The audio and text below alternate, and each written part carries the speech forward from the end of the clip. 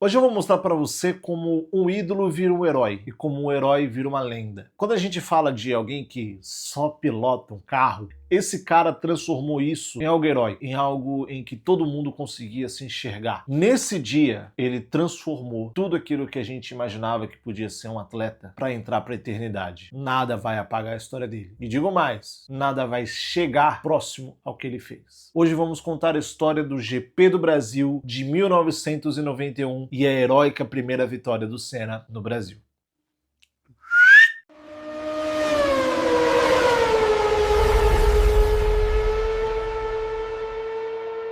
Eu quero fazer esse vídeo com base em uma pessoa que não viu o Senna correr. Eu não tive oportunidade. Eu só vejo as histórias, os documentários, as séries, né, os relatos. Eu não vi, mas eu sou alguém que ama o esporte e eu vejo muitas corridas antigas. Vi Mônaco 84, eu vi Japão 89, aquele problema com Prost. Então eu vi o Senna pós-Senna. E esse GP de 91 foi algo que eu nunca tinha visto. Eu nunca parei para assistir ele completo. Eu já tinha assistido as 10 últimas voltas, mas é muito difícil você pegar o contexto de como que foi a corrida, pegar toda aquela emoção. E tem duas coisas que assistindo a corrida completa me chamou muita atenção. Primeiro, como o Galvão Bueno era bom. Meu Deus do céu, ele era muito bom. Você assiste assim, 1h30, tranquilo, só com ele falando e mostrando os tempos. E é muito engraçado porque naquela época a gente não tinha as referências que a gente tem hoje. Não existia os placares líder e não existia o número de voltas. Então tudo que você podia fazer era assistir a TV e ouvir o Galvão falar. E o jeito que ele te trazia pra corrida, o jeito que ele te colocava lá dentro, ele é realmente muito diferente, muito diferente. E assistindo essa corrida, eu me vi torcendo pro Senna, sendo que eu já sabia o resultado e já sabia de todas as histórias e já vi diversas pessoas falando sobre, mas eu me coloquei no contexto da época, onde a gente não sabia o que estava acontecendo, não tinha acesso aos rádios, telemetria, não tinha nada. A gente só tinha o som do carro, a imagem do Senna e a voz do Galvão. E é essa emoção que eu quero trazer pro vídeo hoje. Por isso eu vou pular a classificação. Eu vou mostrar pra vocês contexto e sentimento. Naquele final de semana, o Senna era sim o grande favorito porque já largava na pole, mas ele tinha duas Williams extremamente fortes atrás dele e um Prost que não se classificou muito bem em sexto. E para aquele final de semana, as duas Williams tinham um ritmo muito forte. As duas. Tanto Patrese, que a gente hoje não dá o devido valor, mas à época era o piloto com mais GPs na história da Fórmula 1, tá? Então não era qualquer coisa. E também tinha o Mansell, o Leão, né? Na transmissão eles falam, o Leão tá vindo! Olha o Leão, sai da frente, mecânico, que o Leão tá vindo. Minha imitação de Galvão é maravilhosa. Então toda hora eles falavam, o Leão, o Leão. Assim que dá a largada, o Senna ele consegue escapar. Mas o Mansell sempre tá próximo. A 13 já fica pra trás. Todos os outros carros ficam pra trás. Na época eram só 6 que pontuavam, então eles só mostravam os 6 primeiros na tabela. Quando mostravam, e a gente também não tinha o número de voltas. Você vê a transmissão da Globo, é carro e voz apenas. E o Senna malhando. O Galvão chega a falar de que o Senna procura sempre os 3 segundos de diferença do segundo colocado, ou no carro de trás. Porque é o tempo suficiente para você errar uma marcha, perder o tempo com o retardatário, errar uma curva, errar uma freada de curva, e ainda assim conseguir ficar na frente sem nenhuma preocupação. E na corrida você vê que os carros, eles estão sim indo ao seu limite. Você vê o carro balançando muito, né? O Senna atacando as curvas, em alguns momentos apresenta as onboards, porque somente as Ferraris e o Senna tinham câmera onboard naquela época. Naquela época, os carros, quem não tinha câmera, corria com lastro, e só tinham 4 câmeras na transmissão, onde eram de 2 McLarens e de 2 Ferrari. Spoiler, só aparecia o Senna. Logo no começo da corrida, uma das preocupações que a gente tinha também já fica fora. Nakajima, que no ano anterior trocou soco com o Ayrton Senna ali no bico do pato. Ele bateu no Nakajima. Humanos erram. E o Senna errou. Ele foi pra cima do Nakajima, não deveria. Quebrou o bico e acabou em terceiro colocado no GP de 90. Então o Nakajima, quando ele saiu da corrida, o próprio Galvão já comemora. Fala, menos um problema. Que do Nakajima a gente não perde de novo. E o Senna foi procurando esses 3 segundos de diferença. Mas o Mansell tava num ritmo muito forte. A gente viu os tempos de cada um diminuindo, não só pela quantidade de combustível que também tinha sido queimado, mas pelo aperto de ritmo de cada um vinha fazendo, até chegar à primeira parada. Quando chega a primeira parada, o primeiro a parar é o Alain Prost. O Alain Prost ele tem uma entrada muito antecipada e é muito engraçado a gente ver a diferença dos boxes de hoje para antigamente. Hoje o pessoal de macacão, capacete, 85 pessoas por carro, e a época era um cara de camiseta social e bermudinha.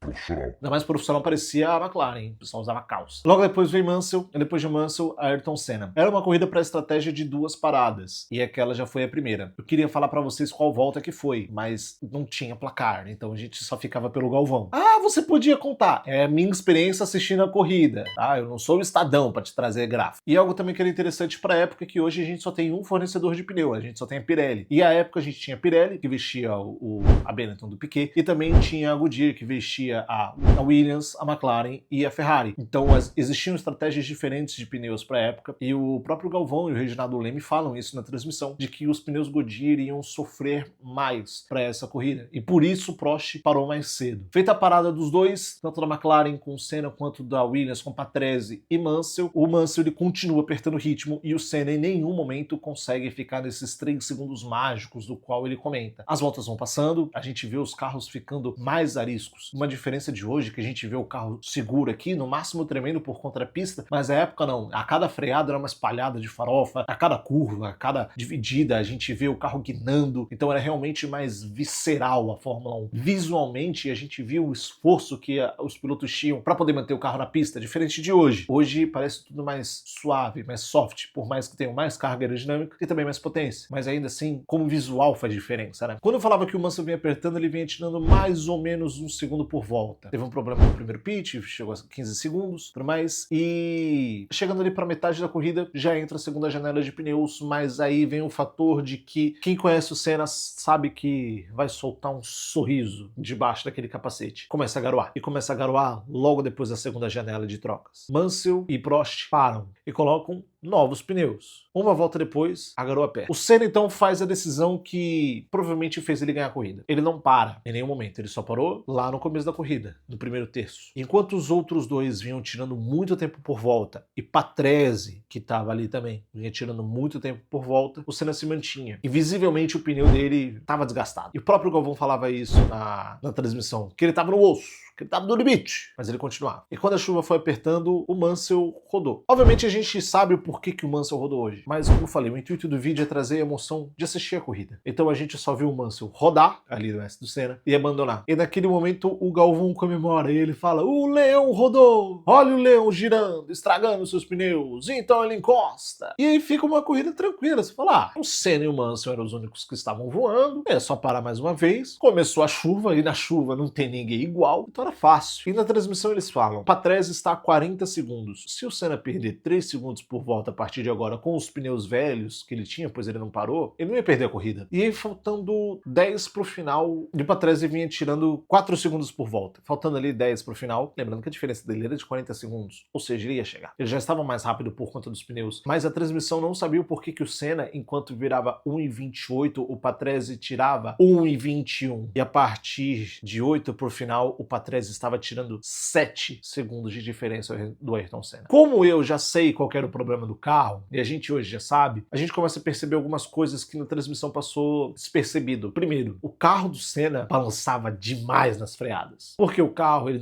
não queria morrer, o motor não queria morrer, então ele acelerava. Quando entrava em baixa RPM, ele entrava num modo, entre aspas, anti-stall e empurrava o carro para fora. Ele queria continuar acelerando para não deixar o motor morrer, então ele tinha que vir antecipando a curva e puxando mais ainda, e o carro pesado, na chuva, com pneu velho. O esforço físico é monstruoso, e lembrando, é um carro visceral, então o peso dele, o piloto ia sentir. Não tem nenhuma proteção ali, não tem um anti-impacto. Era volante direto no braço do piloto. As voltas vão passando e a gente vai vendo que o Patrese continua nesse ritmo de 21 e o Senna ele não consegue. O Senna vai perdendo muito ritmo. E chega até o momento, ele passa um retardatário e esse retardatário ele não se desvencilha. E era um carro muito ruim na época. A gente ouve na transmissão que era um tal de Mika Häkkinen. Não sei se vocês conhecem, bicampeão do mundo 98-99 pela McLaren. O Senna passou ele e o Mika ele continuou seguindo. E eu tava achando aquilo muito estranho, porque com a diferença da McLaren para os outros carros da época, era pra ele ir embora, mas ele continuava. E aí quando vinha a curva do lago, você ouvia o carro dele fazendo E aí pegava cor. E aí naquele momento você percebe, tem algo muito diferente. Ele mudou o tipo de pilotagem dele por conta da chuva? Ou ele tá tentando poupar os pneus porque ele tá no osso, já que ele não parou, ele parou uma vez só. E seguindo dessa forma, você vai ficando tenso. O Galvão, ele vai colocando volta a volta o tempo do Patrese. Ele vai falando, olha, ele tá tirando 7. Senna vira 1:27. Patrese vira 1:21. E então, faltando 5 pro final, chega um momento mais crítico. O Patrese já começa a aparecer na mesma imagem que o Senna. E o Senna, ele parece ter mais dificuldade ainda. O carro balança muito, ele não consegue entrar nas curvas direito. E a chuva começa a apertar. E nesse momento vem uma gota de esperança, porque a gente fala, se a chuva começou a apertar, é porque ele vai ganhar. A gente confia nisso. Ele é o mestre quando a chuva aperta. E as pessoas começaram a pedir para que a corrida fosse interrompida, já que 3/4 da corrida já tinha acontecido, e se acontecesse a chuva, eles poderiam interromper. E aí começa a coisa mais sensacional que a gente pôde sentir assistindo essa corrida. O Senna virando 1:28, os outros virando 1:21, 7 segundos por volta. O Galvão fala, em 2 voltas ele vai chegar. E o Senna precisa fazer alguma coisa. E o Senna, ele passa de 1:28 para 1:26, de Patrese para 1:22. 3 pro final. Senna, 1:25, Patrese, 1:22. Aquela diferença de 14 segundos que foi se diluindo e ele só tinha uma margem de 5, 7 voltas pro final. Nas 3 últimas voltas, ele com o carro, com pneus velhos, com a chuva apertando, e ele tava de slick, não esquece isso, com o carro entrando somente a 6ª marcha, visivelmente um carro arisco, querendo jogar ele para fora, ele consegue baixar 3 segundos do seu próprio tempo. E esses 3 segundos do seu próprio tempo não fez com que o Patrese chegasse nele. Senna ganha a corrida. Ayrton! Ayrton! Ayrton! Senna do Brasil! Assim que temos a bandeirada, entra de fundo o rádio dele gritando.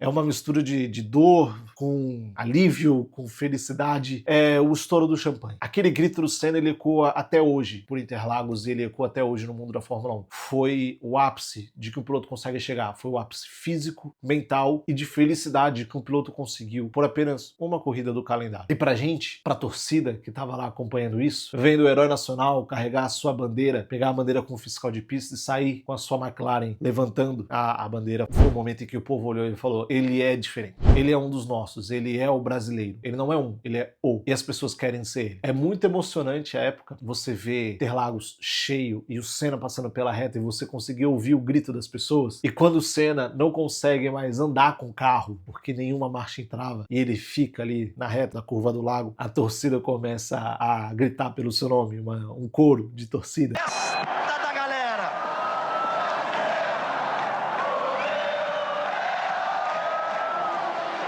E é preciso os carros de resgate vir buscar ele, enguiçar o carro e levar ele até o pódio. Quando ele chega no pódio, visivelmente ele não consegue se manter em pé. E ele tá com a bandeira do Brasil. E a primeira atitude que ele tem quando ele chega lá é levantar a bandeira brasileira. E são nessas pequenas nuances que a gente vê que ele se torna algo maior do que só um ídolo ou só um cara que pilota rápido. Ele é sim um herói. Para todas aquelas pessoas que estavam ali, as suas últimas forças, tudo aquilo que ele tinha, ele fez para levantar a bandeira brasileira. E depois, quase não consegue levantar o troféu, de tão desgastado fisicamente estava. O Senna, na entrevista, que também tá na transmissão, fala que ele tinha espasmos musculares e que o ombro e os braços dele doíam demais, coisa que ele só sentiu na sua segunda corrida pela Toleman em 84, já que o esforço físico era brutal para ele conseguir fazer as curvas e não deixar com que o carro morresse. E como eu pude dizer a vocês, eu não tive a oportunidade de vê-lo, mas eu acho que hoje, com todo o contexto que tenho, com tantas histórias, tantas pessoas contando relatos, você se desvencilhar um pouco disso e assistir da forma mais visceral e sincera uma corrida apenas por assistir, é impossível não se emocionar e é impossível você descartar o porquê que esse cara ele é diferente e o porquê que comparam os nossos melhores que temos hoje e que são bem melhores sucedidos com ele. Esse foi o vídeo de hoje. Isso não foi uma história sobre a corrida, mas sim a história sobre uma pessoa que sentiu essa corrida, de que viu essa primeira vitória e pôde entender todo o contexto do que as pessoas sentiram à época. Eu vou pedir para você me seguir, me segue tanto no Instagram quanto no TikTok. Eu posto vídeos verticais todos os dias lá, com histórias, curiosidades, notícias e, obviamente, a minha opinião. Não se esquece também de se inscrever e comenta aqui embaixo. Você chegou a ver essa corrida? E você acha que alguém um dia vai conseguir chegar no mesmo nível? Eu aguardo você e esse foi o Diário de Pista de hoje.